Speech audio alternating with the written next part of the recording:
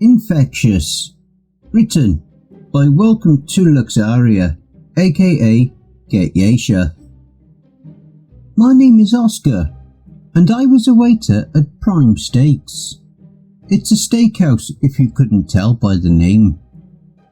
I'm telling you this because, as far as I know, that's where this all started. It was a normal Wednesday night. No one was coming in. We were about an hour from closing time and I was wiping down the tables. Justine passed through the room talking to Callie, the other waitress, while Pete was out back sneaking a smoke. Just as I dropped my rag into the bucket, the phone rang at the greeter's desk. Justine put her head down and let out a disgusted sigh as she made her way over to the phone. Prime Steaks, how may I help you? There was a long pause before a voice on the other end finally spoke. I would like to make a reservation for 13. I know you guys are close to closing for the night, but I'll pay double and tip the staff $100 each if you can make this happen for me. Justine put the man on hold and asked if we wanted to make the money, and of course, everyone agreed. 30 minutes later, 2 black shuttle buses pulled into the lot. A tall thin man got out of the first one and came in, stopping just inside the door. He looked around the room for a second before speaking. I'm Alan Prescott, and I called for the reservation. How many people are on staff tonight? He asked as he dug a roll of $100 bills out of his pocket. Justine smiled and told him there were 4 of us, and he promptly peeled off 4 crisp $100 bills and handed them over. After that, he stepped back outside and waved to the vans. A few minutes later, the place was alive with conversation. There were 6 men and 6 women, not including Mr. Prescott himself.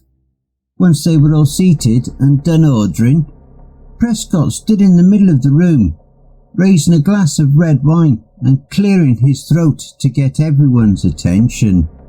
Ladies and gentlemen, you were all invited here tonight for a very special reason.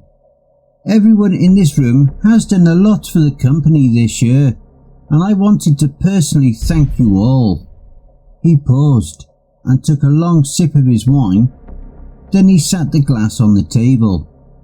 As he did, his hands began to shake and his eyes rolled over white before he collapsed. Callie was closest to him, so she immediately began trying to help. While she was giving him mouth to mouth, Mr. Prescott let out an award-winning belch directly into Callie's mouth, and she puked all over him. I don't know if it was Callie's vomit or Prescott's breath, but the room suddenly reeked of rotten eggs and ammonia. Some of the other customers rushed over to help, but the second they got close to him, they got sick as well. Not wanting to get sick, I grabbed my phone and went to the kitchen, dialing 911. 911, please state the nature of your emergency. My name is Oscar. I'm a waiter at Prime Steaks on Perry Road. A man just passed out in our dining area, and now people are getting sick. Can you please send an ambulance? By the time the EMTs got there, all hell had broken loose. Everybody in the dining hall was now puking their guts out. Some made it to the restrooms, others weren't so lucky. Pete and I stayed in the kitchen and for some reason weren't affected by whatever was going on. Callie, on the other hand, was at ground zero when EMTs got there. She was squatting in the corner, spraying the walls with diarrhea while she vomited into her own lap, screaming, "Please help me!" Justine had been helping with the tables, and she was at the bar when all this kicked off. From where we were, she seemed to be fine at first. The second the medics entered the room, they froze. One of them got on his radio, then tapped the other as he pulled up his mask. They checked 2 people before I stepped away from the window and sat down on a countertop. Pete stayed glued to the window, waiting on a chance to get to his wife. After a few seconds, he started yelling and banging on the door. "Hey, where the fuck are you going? Get back in here! Help these people!" I rushed over to the door in time to see the paramedics backing out to the room. Pete pushed past me and charged into the dining area yelling, "Justine! Are you okay?" She got about halfway across the room before she started to vomit. Pete rushed over and grabbed her, then brought her back to the kitchen. I pulled my shirt up over my nose and backed away. "What are you doing? Dude, she's sick. Why are you bringing her in here?" Pete shot me an angry look as he helped Justine over to the counter. "She's my wife, Oscar. I wasn't going to leave her in there. If you want to leave, leave. No one's stopping you. Call me an asshole if you want, but I didn't think twice about it." I headed for the back door. A chorus of loud screams for the dining area stopped me dead in my tracks, and before I could react, a man crashed through the door and collapsed on the floor. It looked like he was having a seizure. His body convulsed and twitched as he spewed a foul-smelling yellow fluid before letting out a gurgling scream and going still. We stood there in shock for a few seconds. Then Pete grabbed Justine and we made a break for the back door. Rushing across the parking lot to Pete's Honda, we stopped. The 2 paramedics from earlier lying on the ground, dead. I guess I must have gotten distracted by the bodies on the sidewalk, because the next thing I know, I hear Pete yelling at me, "Oscar, get in the car right now, or I swear to God I'll leave you here." I jumped in the back seat and we hauled ass out of there. What the hell was that? What just happened? I was panicking. I had never seen anyone die before. My mind was racing and I felt sick to my stomach. Pete wasn't much better off. Tears rolled down his face as we sped down the back streets, headed for my apartment. Justine was slumped to the side in the passenger seat with her face pressed against the window. He reached over and shook her with his free hand, trying to get her to wake up. "Justine, wake up! Justine, baby, please wake up!" She took a deep wheezing breath as she sat up in her seat and started coughing. "What happened? Where are we?" she groggily stammered out. Pete wiped the tears away and smiled. "We're dropping Oscar off at home, and then I'm taking you to the hospital, baby. Just try to relax. Everything's going to be okay." She nodded her head and smiled for a second before she let out a burp. The car instantly filled with a stench of rotten eggs and ammonia. I gagged a little. "Holy shit! What did you eat?" I let down my window and got some fresh air. She burped 2 or 3 more times and the smell got worse. When they finally got me home, she had been passed out for a while, but I felt like that smell was in my skin. As soon as I got in my apartment, I hit the shower and scrubbed myself raw, trying to get rid of that reek. Around 3 in the morning, my phone rang. It was Pete. "Oscar, bro, listen to me. There's something..." The line went dead. I tried calling back, but it kept going to voicemail. I gave up after a while and tried getting some rest. I don't honestly remember going to sleep, but the next thing I know, it's morning and I'm waking up. I got out of bed, I grabbed a cigarette and went outside for a smoke. I checked my phone, but there were no new messages. It was 8:30 in the morning and something felt wrong. It was quiet. On any other day, there would be people all over the place. I shrugged it off and lit my smoke. I took a deep drag, and as I did, I noticed a dead bird laying on the ground. I started to look around and saw dozens of them. The entire courtyard was covered with dead birds. I glanced to my right at my neighbour's door. Usually his dogs bark at anyone standing outside, but not a sound. I felt sick. Rushing back inside my apartment, I got dressed in a hurry, then raced outside and took off down the sidewalk to the parking lot. I hadn't gone 50 feet before I spotted a body. It was Mrs. Roby. She was face down on the ground next to her car. I looked around to see more bodies. There was a guy sitting by the mailboxes. The front of his shirt was covered in pus-coloured vomit. I think his name was Eddie. But when I saw a kid laying in the grass next to his dead dog, my brain broke. Something about the look on his face tore my heart out. He looked so scared. There were still tears coming from his eyes. I stood there trying to process what I was seeing, but I just couldn't wrap my mind around it. I felt dizzy and confused. I couldn't focus, but when the sound of sirens lit up the neighbourhood, I snapped out of it. The sirens were close.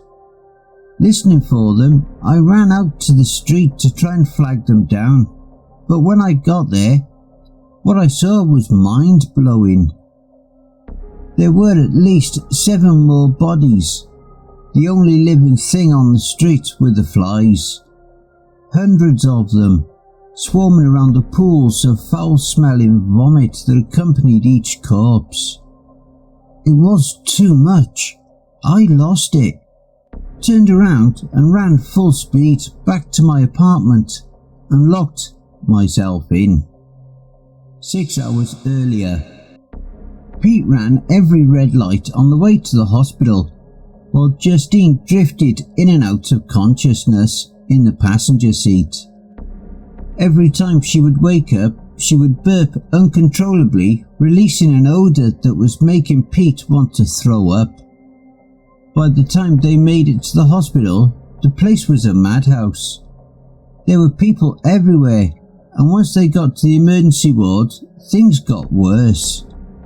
The waiting room was jammed. It was standing room only.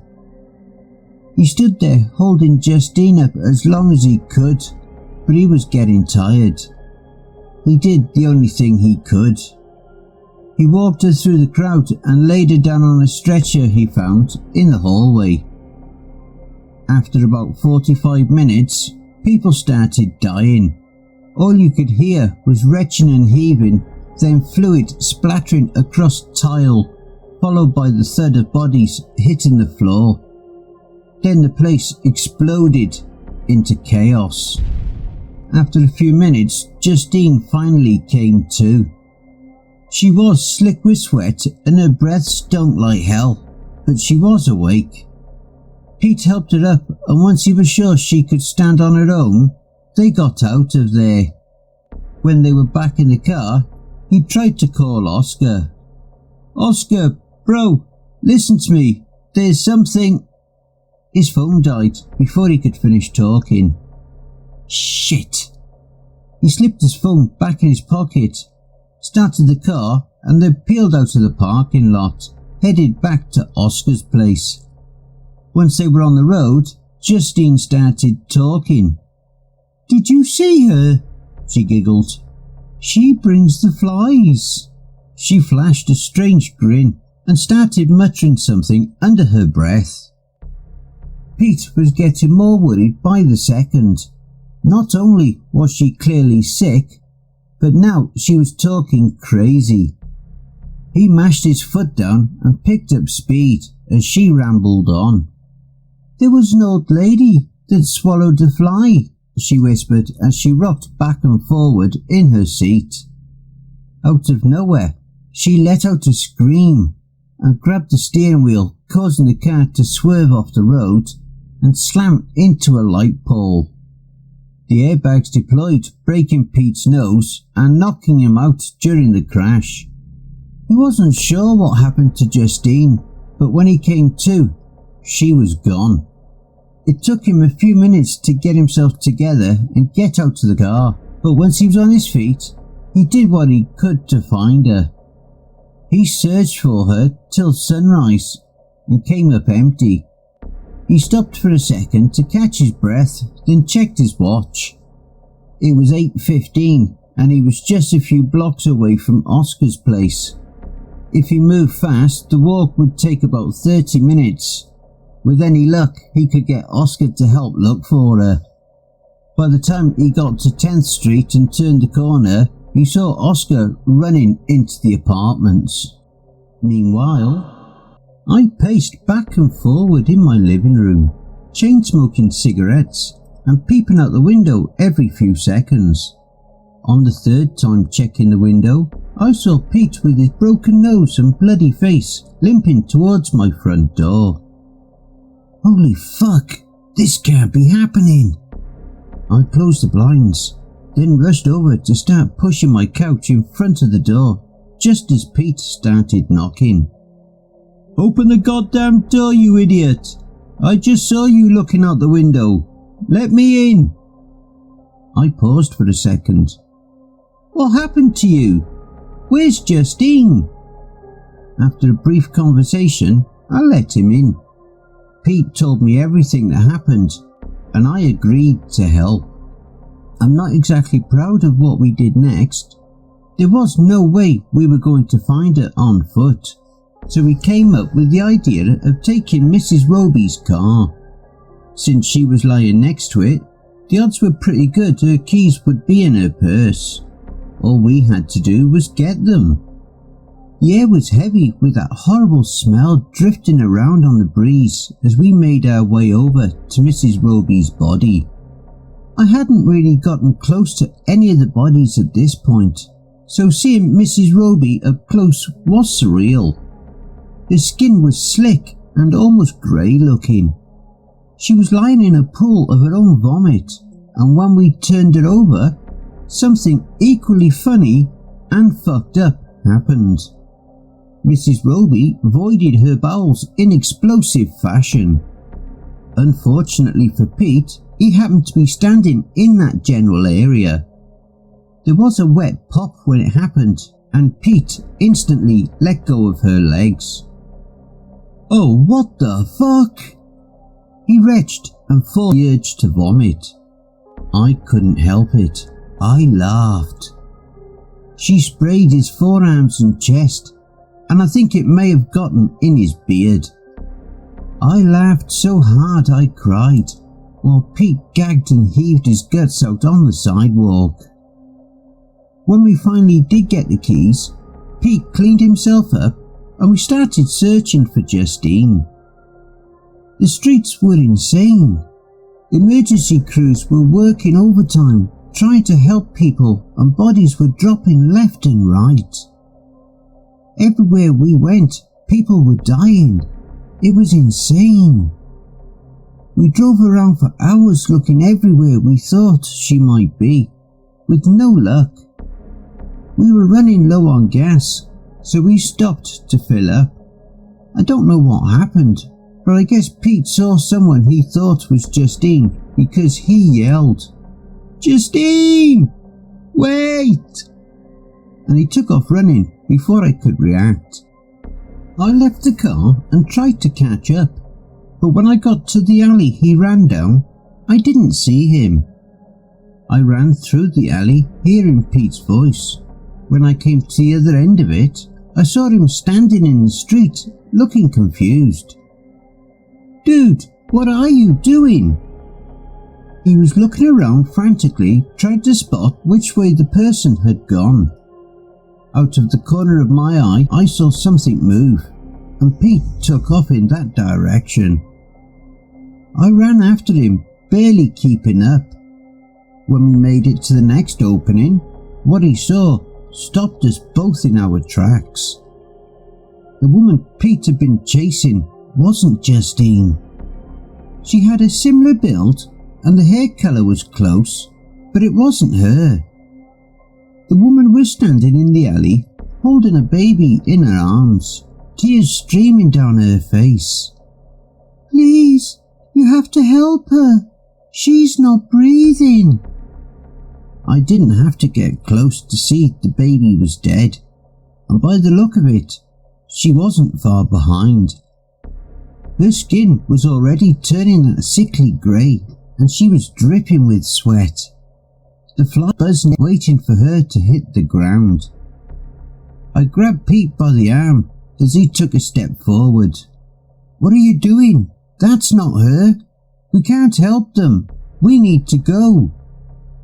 The woman screamed again. "Please, you have to help." She stopped mid-sentence and started making a gurgling sound as she released her grip, sending the baby tumbling to the ground. Her body convulsed and she heaved as she dropped to her knees, spewing that foul yellowish fluid, then slumped over on her side, twitching for a few seconds before it was over. We both stood there, stuck in the moment, not knowing what to say or do. I don't think we said a word the whole way back to the car. We drove all day, and when the sun went down, we drove some more. By the time it got dark, we had checked every neighbourhood in town, and still no sign of Justine. We were passing through an intersection near Main Street when we got hit by a Ford F-150. The driver died behind the wheel with his foot on the gas. It happened so fast, all I really remember is the sound of an engine. The next thing I know, we are being pulled out of the car by some strangers who saw the wreck. I laid there staring up at the sky, listening to the sounds of helicopters and sirens echo through the city while they pulled Pete from the car. It was hard to breathe. My whole body ached and my head was thumping something awful. After a few minutes, they laid Pete in the grass a few feet away from me. One of them was trying CPR, while the other was calling for help. That's the last thing I remember, before I blacked out. When I came to, more paramedics were there. Pete was awake and screaming about Justine. He was so irate they had to sedate him before they put him in the ambulance and took him away.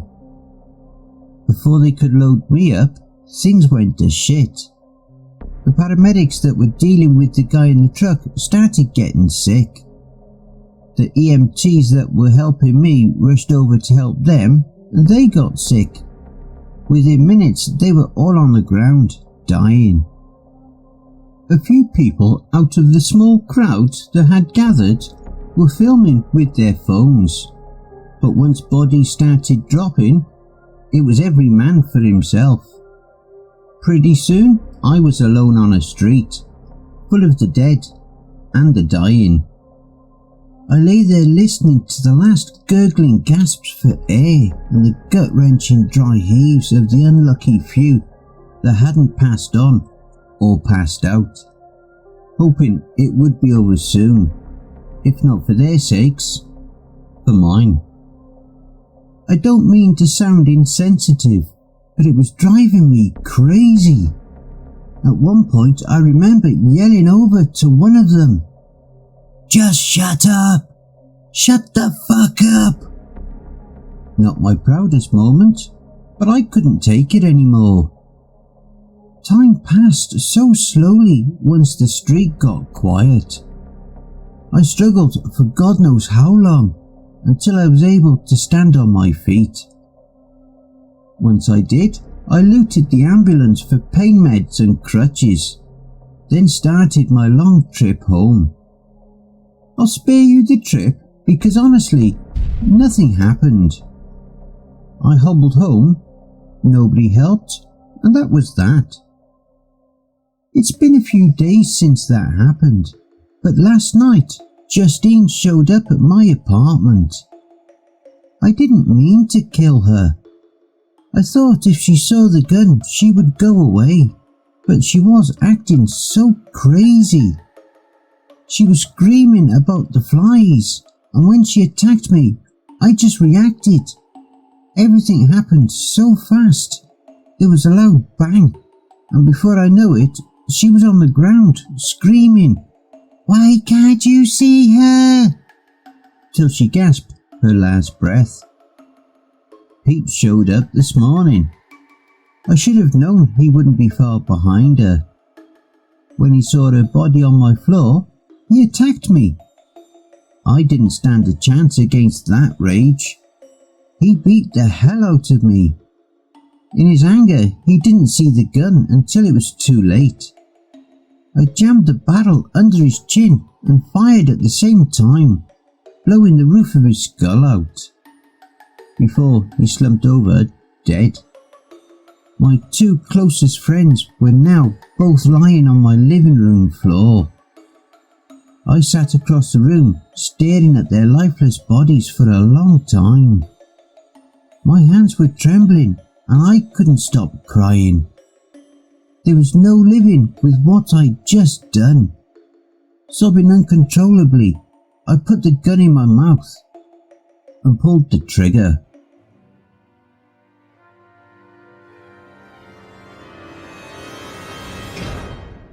And I hope you enjoy the blooper reel. The second, the medics. Pete stayed glued to the window. We're dropping off. When they finally got me home, she had been passed out for a while, but I felt all you could hear was retching and heaving, then fluid splattering across the tile. Fucking hell. Not only was she clearly sick now, oh, for fuck's sake. Pete was fucking hell. We both stood there, stuck in the moment.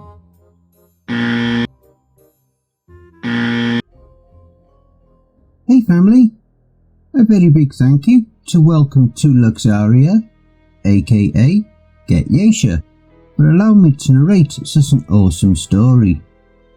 Be sure to check out their Reddit profile for more awesome tales. If you would like to support us and make a donation, I'd be very much appreciative. I do have PayPal and a Buy Me a Coffee account.